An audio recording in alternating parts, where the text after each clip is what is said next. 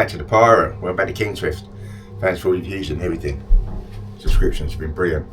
Winter is definitely back. Let's have a look. We've got to clear all this. We've got to do some measurements today. But what we're looking at today, the first part of this video, is going to be to insulate all of these roofs, all the ceilings. There's going to be a little change of plan the way we're doing things. There's an update on the engines. It's like a bus. I didn't have any, and now I've got loads. But I've got some good options, and I've got two definites which are coming, which I'm going to talk about in a little while. Not massive, they're 140s. I have another possibility of two 160s, and they're in Spain, but I'm going to go for the 140s, I think. Talk about that later on. First thing we're going to do, get as much insulation in this boat as possible. The boat is naturally a little bit warmer with what I've already done, but we've got to get the insulation in. We've got to stop this cold. It is cold, you know. It's -2 degrees at the moment outside, and inside the boat with no heating on it. Basically, I came in this morning, it was about the 0 mark, so if we can get up a little bit, it'd be nice, wouldn't it? It's soon warming up. We've got diesel heaters down there. We get that switched on a little while and get some heat back in the boat, maybe. Right, ceilings. What we've done in the bottom side, 10mm. This is 10mm sticky back, and basically I always use a little bit of contact adhesive just on the, just spray it on, only one side. Just let that trim off. Let it just go tacky. This stuff here does have a sticky back to it, but to be absolutely honest, I just like a bit of reassurance because I want enough insulation. I can repack it again, I can put as much on as I like of this stuff, but my main aim is to have enough room for my cables to go through and stuff like that, but keep the boat warm. Keep it warm. We've got no water getting in, which is lovely, and we haven't even got the covers over. There is 2 windows to do, which I know, which we do in the spring. But I want to get this done, and I'm going to keep on going through this. I'm going to bring it back when it's all done. We get this one here done. Straightforward, measure, cut, end of story. We know it's that width, so it's just a measure. Measure. So that's a, oh, so cold, I can't see. 36. Measure and cut, and bang up.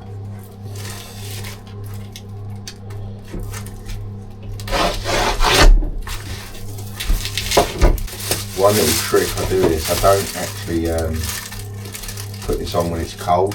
I actually warm an area up where I get the rolls nice and warm, because if you try and put it on cold, the glue is on the back, won't activate, it will just fall straight down again.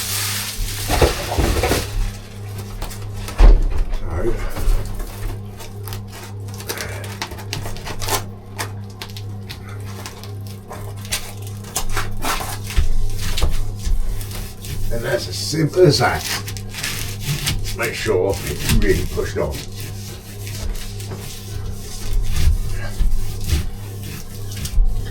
I can feel the drafts coming through the edge of the door. Right, I'm going to carry on with the rest of this ceiling in here. Then we're going to move down into the main cabin, and we're going to do all the ceilings. We've got enough to do every single panel. I feel warmer already. Ignore that bit, a bit of glue there, look. It's already, I already feel warmer just looking at this silver. It's lovely. Right, I'm going to finish off this cabin. Sorry, this wheelhouse. We're on to the last bit. Usual, give it a go. Don't worry about where it goes. Just put a bit extra on there. You know, cobwebs there so you can dry out. Now, I've actually got the whole ceiling done. And there's one thing I've still got left to do today, and that's the bit I was going to talk to you about. Is I need to take a measurement. And the measurement is of where the engines are going to go. The angle. Now, I do believe the angle is 10%. And on the engines, which I will show you a picture of, I've had an angled gearbox fitted at 8%.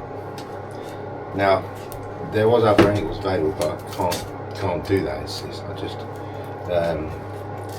I've already got a big enough job already putting the engines level within 10%. That's the way the engines sit. They like to sit, these engines, they like to sit at no less or no more than 10% at an angle, and that's because of the oil. Even though it's a pressurised oil system, they do. Oh God, I hate this stuff. When you cut it badly, like I've done, you get this horrible jagged edge, and you have to keep peeling at it to get it off. I much prefer the stuff that comes with the plastic backing. But anyway, the difference is I've got to get the angle, I've got to measure the width. I need 600 to the centre, there's 600 wide where the engine mounts go, which is a big deal.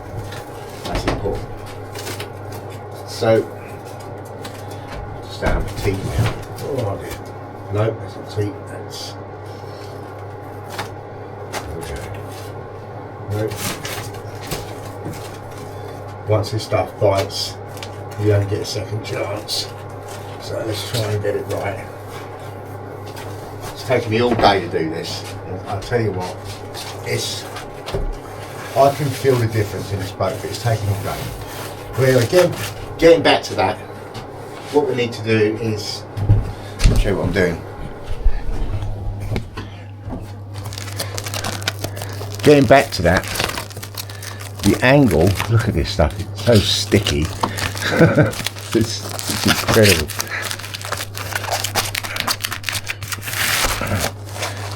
There we go.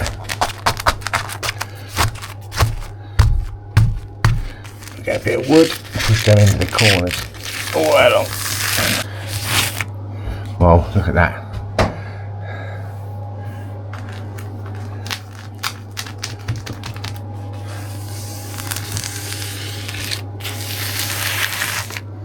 You can hear the sound difference in the boat. You can feel the heat difference. We're at 18 degrees with a little burner running. I mean, this wall isn't staying anyway, but that was just a partition for my measurements. This is actually going to become a floor panel, and there'll be a stud wall going here. Let's just hold it for now. Okay. Feels a bit warmer. Looks a lot different. That's a bit of an achievement, this, because that means I need to seal up a lot of the joints so you can get some, it's like a gaffer tape which goes over this stuff, and then we might even be able to double up some of it. But it means we could put wires in. If you looked at the last video, that I had a look at some another boat all around, and we pulled away from it because there was just too much. That is 3 200 horsepower engines, Mercruisers, and basically the time you broke down the price of taking them out, giving them gearboxes, overhauling them because you don't know what the hours are, and you can guarantee they probably don't all work, and getting rid of the boat. And a fiberglass boat of 39 foot is not an easy thing to get rid of. You can't just put it into the wheelie bin. It's not going to happen. No, well, you probably could do over a period of 20 years, you know, a piece at a time, but and you'll probably get away with it. But that ain't going to happen, is it? So that was a no. So in Spain, 2 more engines came up, and they were Pentas. I think they were 160s with 1-to-1 gearboxes. And yeah, it seemed quite a good deal. But I don't want the 1-to-1 gearboxes on the boat. I'm going to sacrifice top speed for control and torque, because this boat, in its time, it had an engine what could do 6,000 RPM, and incredible, and that's just incredible all the time. And the props which were designed to go on this boat were also designed to go 6,000 RPM. So, but when you've got a setup like that and props, which I'll show you the props in very shortly, what came off this boat, your low speed, and I bet I'd have to anybody to change my mind on this. I'll probably get some people which was on this boat in the 60s and or 2008 say, oh no, it's easy to do. I guarantee you at low speed you would have been moving this in and out of gear all the time to control it, because the minute you put it into gear with the type of props you had on the boat, it would have just jolted forward or jolted back, you know, and so it would have been difficult to manoeuvre. And I think that was part of the downfall of this boat. It was impractical. So when the boat finished its racing days and its show days, I think it became a very impractical boat for the everyday person to use. I don't think, you know, I don't know what happened to this boat. And well, I do know what happened to this boat, and it's terrible what did happen, you know, over the last decade. But it's coming back. It's coming back. But think about it. You want to take the boat out. The only place this boat could go is in the ocean, and it would be going at some speed all the time, 20 plus knots, because that's what it was designed to do. That's what all this boat could do, was go quick. But we're now changing it. We're going back to a boat, what we want. Yeah, we want to do 20 knots or so. Yeah, we want that as well. But we want to be able to take the boat out at weekends or take people on the boat. Maybe some subscribers may want to come up and get curious, and I can show you and say, well, this is what it can do, you know. And so control is really, really important. And then we also need, because of the design of the boat, the way it has the planing hull, and it is a very unusual hull with very low, very small grade at the back, that covers the back less than 8%. So this boat was designed to go very quickly through the water with as very little drag as possible. That gives me a great option. The fact the hull is designed that way, it means I can reduce the size of the engines. Now, I've gone for 140s, and there wasn't a lot of difference if I went 140s, 160s. The only difference really come when you went into the 190s, and that there were some differences there. You could have probably kept a bit more top end speed, but if you're going down the river in this boat with them new engines, and them new engines are running at say 1100 RPM, then your props at the back are knocking around at 400 plus RPM. You're going to still struggle to stay at 4 or 5 miles an hour, which is what the river laws are. So at 140 horsepower, at 1100, I've worked it out that you could probably do it. You could probably stick within the margins or so. Maybe tweak it off a little bit, all depending on the props. But then if you push the props forward, if you then accelerate forward, you will have a faster pickup. So you'll get a very quick pickup because you're putting more torque to the props. Bear in mind, practicality, this boat will go in the river at around 6.5 to 7,000 kilograms. That is 3,000 plus kilograms less than it was. This is the original prop. One of the original prop. This is the star prop right hand side. And if you take a look at it, if I get the gloves on, I put the gloves on for a reason on these props, because the way this prop turns will have a sharper edge. And now these edges can be quite sharp because it's designed to cut through weed and stuff. So if any weed gets around, it's designed to cut it or rope. So this isn't actually as sharp as some of the props I've seen in the past. A lot of people really do bevel, you know. They're almost like you can cut your sandwiches up with it, you know. But yeah, it's like a mincer. But this is a prop, it's way too big.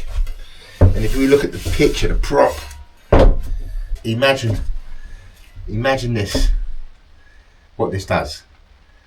The pitch on here is designed to drag as much water through as you possibly can. But to do that, you've got to have what was on this boat. a 380 horsepower Cummins driving it. It's as simple as that. There's no other way means.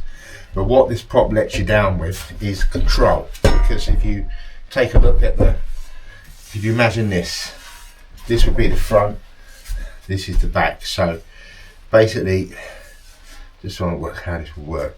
It's pushing this way round. So the amount of water this captures here, pushing through, is enormous, even at low revolutions. So it'd be very, very hard to control, and being hard to control would have made this boat extremely impractical to have as your weekender. It's just not going to happen. Plus the engines would have been far too expensive to you know, the only time you use engines like that is if you go out in the ocean and you're quite willing to blast your bank account down a few £1,000s for the trip. Now on here, I'll get a picture up. It will have them stamped on here about what this prop's all about. Basically, just take a look at that. The idea is for 140 brake horsepower, is to have the same size prop, exactly the same size, but the pitch will be much less. So we're not putting so much torque, you know, we're not putting so much strain onto the gearbox and the engine. We want the engine to run as smoothly as possible, even if it means just taking that few seconds longer to get up to that bit. That's absolutely fine. We don't want to be, we've got to try and balance this off so we get good control, really good control, coming into more, going for a pie or a picnic or whatever, coming to a marina. You've got control of your bow. I mean, we've got a bow thrust on here as well, but well, we will do.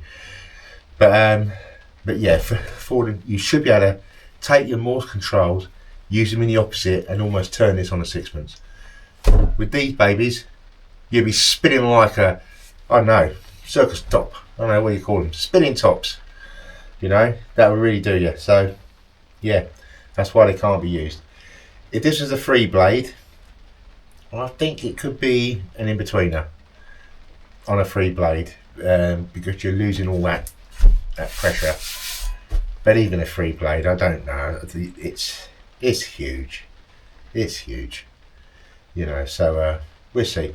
But yeah, I'm going to send these details off to someone, and I'm going to see if we can get some props sorted out. But these babies will just end up getting sold. Someone with a big ocean ship around one of these, and you know, they'd be handy for someone. Or a racing boat.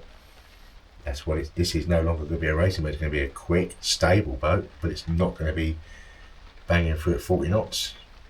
You're going to be losing a third of that at least a third. Anyway, that's that. Something else to think about. Okay, the next thing that will happen here is this will go. This is all going to disappear. And we're probably going to have to build something up to here and down, because here will be a 12-inch row marine, and here will be your standard controls which run them two engines. They are best here, so that will probably come up in one piece and down. So this will just be full of controls, and obviously you can have switches and you have bits and pieces on the front as well, plus a switch panel. We need to get this cleared as soon as we can. When them engines turn up, I will bring the auxiliary pack over here and we will start measuring up to see what we can do with it. But I've sort of got a rough idea of what I want to do. So to work that one out, you know, economics. The engines are going to be practical. They're going to be quite fast, they're going to be reliable. Obviously they're brand new. Well, mind you, for saying that, I've had problems with these things before. But they're going to be more economical. That means I don't have to carry as much fuel. So the reserve tank at the back, which is 1,000 litre plus, will probably never ever be used. And I wouldn't be surprised in a couple of 3 years time that reserve tank becomes a storage tank. But for now it will stay as a reserve tank. The central tank under the engines is 600 litres. So, well, it's actually not, it's about 525. Okay, but I have another tank here which is going to be utilised as a secondary reserve. That's 250 litres. So you've got 750 litres of fuel. So are you ever going to use that reserve tank? Thinking a longest trip this would probably do before you need refuelling. Might be Amsterdam or it might be France. No problems at all. I would carry fuel for something like that because you just don't know. But, you know, you just don't know. You might go on the other side. Being the French, they're probably all on strike. You know, so whatever. Where we go from now? Panels. Engine bay. Engine bay is critical. So, yeah, we need to get it cleared out. And we need to get some measurements. Anyway, take care, people. Another one done. Engines on their way. We'll see. I think they're going to arrive next week. And believe me, I do believe they're not massive. Modern engines. We'll see. Take care. Thank you.